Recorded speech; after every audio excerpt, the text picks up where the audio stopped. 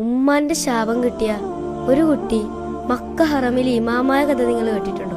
ആ കുട്ടി വളരെ കുസൃതിയുള്ള ഒരു കുട്ടിയായിരുന്നു. ഒരു ദിവസം അവന്റെ വീട്ടിൽ വന്ന വിരുന്നുകാർക്ക് അവന്റെ ഉമ്മ ഭക്ഷണം ഉണ്ടാക്കി കൊടുക്കുകയായിരുന്നു. അപ്പോ ഈ കുസൃതിക്കാരനായ കുട്ടി ആ ഭക്ഷണത്തിലേക്ക് കുറച്ച് മണൽ വാരിയിട്ടു. ഇത് കണ്ട് ഉമ്മാക്ക് ദേഷ്യവും സങ്കടവും സഹിക്കാനായില്ല. അപ്പോ ആ ഉമ്മ ദേഷ്യത്തിലൊരു ഒറ്റ വാക്ക് പറഞ്ഞു, അള്ളാഹു നിന്നെ മക്ക ഹറമിൽ ഇമാമാക്കട്ടെ.